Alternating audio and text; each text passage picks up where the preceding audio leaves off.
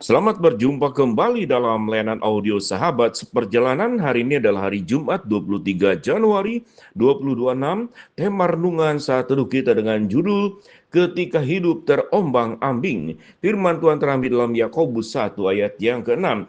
Hendaklah ia memintanya dalam iman dan sama sekali jangan bimbang. Sebab orang yang bimbang sama dengan gelombang laut yang diombang-ambingkan kian kemari oleh angin. Biarlah kita akan terus berdoa, memohon iman yang kuat kepada Tuhan.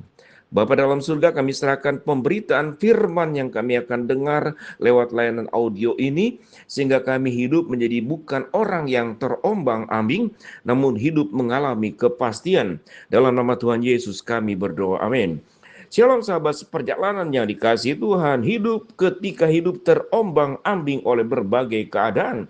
Kitab Yakobus berbicara tentang salam dari Yakobus hamba Allah dan Tuhan Yesus Kristus kepada kedua belas suku di perantauan. Saudara-saudara, anggaplah sebagai suatu kebahagiaan apabila kamu jatuh ke dalam berbagai-bagai pencobaan. Sebab kamu tahu bahwa ujian terhadap imanmu itu menghasilkan ketekunan. Dan biarlah ketekunan itu memperoleh buah yang matang, supaya kamu menjadi sempurna dan utuh utuh dan tak kekurangan suatu apapun. Tetapi apabila di antara kamu ada yang kekurangan hikmat, hendaklah ia memintanya kepada Allah yang memberikan kepada semua orang dengan murah hati dan dengan tidak membangkit-bangkit, maka hal itu akan diberikan kepadanya.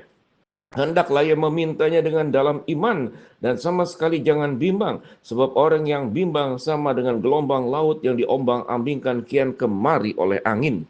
Itu adalah bagian daripada ayat pertama sampai ke-6 yang dibacakan secara lengkap. Sahabat seperjalanan yang dikasihi Tuhan, ketika hidup terombang-ambing itu biasanya karena kita sedang mengalami berbagai macam persoalan, tantangan, kesulitan, pencobaan, problem demi problem, badai demi badai yang menerpa kita. Gambaran tentang terombang-ambing berarti lautan atau danau, sebuah kumpulan air besar yang mengalami suatu badai, biasanya karena angin sakal, angin ribut, angin tofan yang melanda, yang kemudian karena sifat air itu tidak seperti katakanlah benda-benda keras batu, dia sangat sekali mudah bergerak tatkala tertiup oleh angin. Dengan demikian, air adalah bagian yang cukup rapuh menjadi berubah bentuk, lalu terjadi ombak yang berlika-liku, bahkan dalam pusaran angin yang sangat kuat, maka angin air tersebut bisa menjadi satu bagian yang membahayakan. Dan kalau kita boleh belajar dari kebenaran firman Allah, bahwa ombang-ambing dan itu terjadi di laut ataupun di danau, maka kita sedang berada di tengah-tengah danau, di tengah-tengah laut, itu adalah kondisi yang sangat mengerikan. Terombang-ambing biasanya ke kiri, ke kanan, ke depan, atau ke belakang. Itu gambaran arah daripada terombang-ambing. Tatkala kita diperhadapkan kepada kesulitan, pencobaan, biasanya kita mudah terombang-ambing. Sekalipun kita orang beriman, kita mempercayai Allah, tapi tatkala kita mengalaminya, maka kita bertanya, Tuhan, mengapa Engkau izinkan semuanya ini? Engkau angkatlah ya Tuhan semuanya ini. Itu di dalam kondisi kesulitan. Dan seringkali kemudian ada tawaran-tawaran yang lain. Sudah tinggalkanlah Tuhanmu atau berimanlah kepada iman yang lain. Maka kita mulai percaya kepada suara-suara lain dan kita mulai meragukan akan janji penyertaan Allah yang akan melindungi kita, menguatkan kita, atau disebabkan juga karena pemahaman teologi kita, pemahaman kebenaran firman Allah kita yang keliru. Kita menganggap kalau ikut Tuhan berarti hidup lancar, hidup sehat, hidup makmur, hidup berhasil, hidup sukses. Lalu kalau kemudian kita mengalami kesebaliknya, diperhadapkan kepada kesulitan, kemiskinan, sakit, penyakit, hambatan, problem hidup, lalu kita berkata, ini Tuhan tidak ada, maka tinggalkanlah Tuhan yang seperti demikian. Tetapi juga terombang-ambing dalam hidup ini, tidak hanya pada saat kita mengalami kesusahan, namun juga pada saat kita mengalami kemajuan, kesuksesan, kekayaan, keberhasilan, maka ada banyak tawaran-tawaran yang membuat kita kemudian bisa terbujuk rayu ke dalamnya. Apa itu tawaran ketika kaya? Biasanya tawaran ketidaksetiaan dalam rumah tangga, lalu kita bisa tergoda untuk mencari pasangan lain. Kemudian sementara kita sudah berumah tangga, kita juga tergoda untuk tidak memikirkan rumah tangga dengan baik sebagai bagian tanggung jawab kita. Kita meninggalkan rumah, kita sibuk di luar, bisa juga tergoda, terombang-ambing, bermain judi, atau kemudian berbisnis, ataupun melakukan kegiatan dalam rangka untuk bisa menjadi semakin kaya. Namun cara-caranya keliru, cara-caranya tidak sesuai dengan kebenaran firman Allah. Maka di sanalah kita mulai terombang-ambing dengan berbagai macam godaan yang ada. Firman Tuhan berkata pada ayat yang ke-6, hendaklah kamu memintanya dengan iman dan sama sekali jangan bimbang. Sebab orang yang bimbang sama dengan gelombang laut yang diombang-ambingkan kian kemari oleh iman. Berimanlah dan percayalah bahwa Tuhan akan menjaga kita, memelihara kita, mencukupkan kita. Lalu berimanlah dan percayalah, tatkala kita sukses, kita berhasil, bahwa Tuhan pun akan menolong kita, memberikan kekuatan kepada kita untuk berkata tidak kepada perkara-perkara yang melanggar kebenaran firman Allah.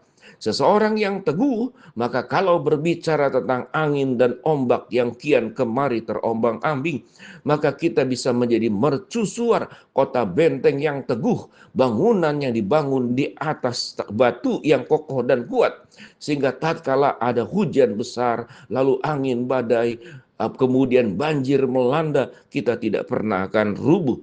Sahabat seperjalanan yang dikasihi Tuhan, kehidupan berbicara tentang berbagai macam godaan. Kehidupan juga berbicara tentang bagaimana iblis berjuang agar kita meninggalkan jalan Tuhan dan hidup menurut jalannya. Tatkala Yesus dicobai 3 kali dengan berbagai macam hal, tatkala berbicara tentang kekurangan, jadikanlah batu ini menjadi roti. Tatkala kemudian ditawarkan kemewahan, jatuhkanlah dirimu ke bawah, maka engkau ada malaikat Tuhan yang menatang engkau. Lihatlah seluruh kota ini, aku akan berikan kepadamu, kata iblis, kalau engkau sujud menyembah kepada aku. Godaan-godaan supaya iman kita rubuh, iman kita beralih, iman kita ditinggalkan adalah di sekitar kita, di sepanjang kehidupan kita.